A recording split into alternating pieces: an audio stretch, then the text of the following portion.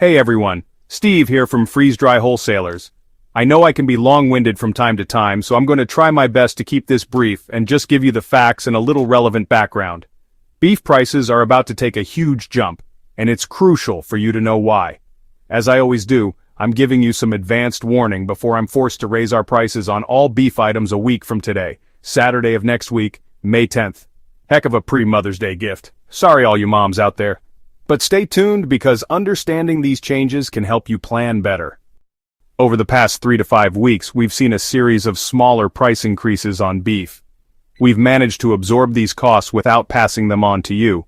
However, a significant price hike is imminent and our margins are too tight to absorb this one. As a result, we will need to raise prices on all beef items by an average of 20%. Some cuts may see a slightly higher increase, while a few items might be less. This price adjustment will take effect next Saturday, May 10th. Fortunately, we can maintain stable prices on poultry, pork, veggies, fruits, grains, and other meats like bison, lamb, venison, and elk for now.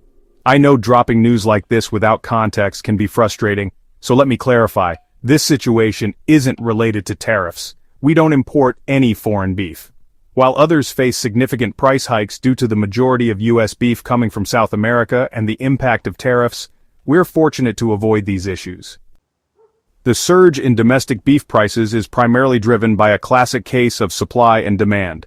On the demand side, consumers are increasingly concerned about the availability of imports, prompting many to stock up on beef products.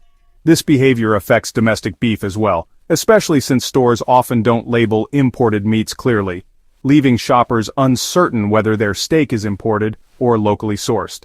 On the supply side, the live cattle market has been on a steady rise for several weeks, with spot live cattle prices closing at $2.11 per pound on the hoof this week. Let's dive into the fascinating world of cattle pricing. When cattle are graded, whether it's select, choice, prime, or other categories, the value significantly increases from the raw contract price. For those curious, the term on the hoof refers to the entire live cattle, just as it stands in the field.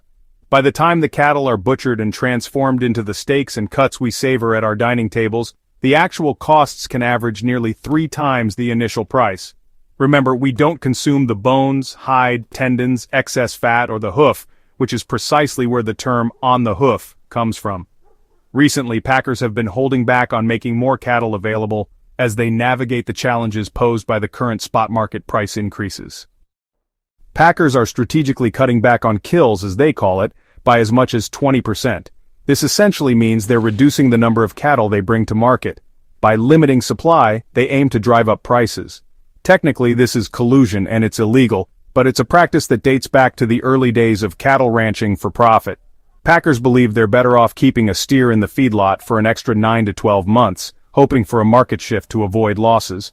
Additionally, by cutting kill days and slowing the kill rate, they reduce inventory in the supply chain, which accelerates price increases more effectively than any other method. Thin meats, often referred to as lightweight cuts, are becoming increasingly elusive. These cuts require a significant number of cattle to fill a single box, making them particularly hard to source. Cuts like flanks, ball tips, sirloin, flap meat, teres majors, chuck flap, tri-tips, and even briskets are now in short supply. As a result, these cuts are becoming more expensive than ever before. A market steer, which is a young cattle raised for beef, typically weighs between 1,100 and 1,500 pounds. After the steer is slaughtered, the carcass weight, also known as the hanging weight, is about 60 to 65% of the animal's live weight. From that carcass weight, approximately 65 to 68% is converted into the packaged meat we see on grocery store shelves, ready for consumers to purchase. Did you know that roughly 600 pounds of a 1,500-pound head of cattle winds up on your table as delicious beef cuts? But what about the remaining 1,100 pounds? Well, almost all of it is utilized in some way or another. Think about beef tallow, which is used for making soap and cooking. Or consider animal feed and bone broth. Even leather jackets, car seats, collagen supplements, and pet food come from cattle byproducts. When beef prices are high, cattle feeders make significant profits by selling cattle, so they push out as many as they can to meet demand. This often leads to a scarcity of heavier cuts like ribeyes and rib roasts. Now, many people might think, No problem, I'll just cut back on the pricier cuts of meat and switch to more affordable ground beef. And honestly, that's a practical approach. However, I avoid the really cheap cuts of meat, even when it comes to ground beef, because quality matters. You get what you pay for. Unfortunately, this means my hamburger patties and ground beef will see price hikes similar to my sirloin steaks, since we only use ground sirloin and ground chuck. That's the unfortunate reality. Currently, this primarily impacts my beef prices and supplies.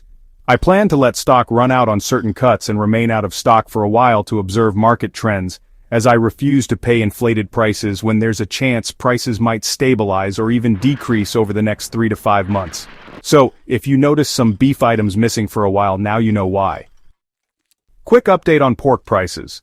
Pork loinbacks are on the rise and the trend is pretty consistent.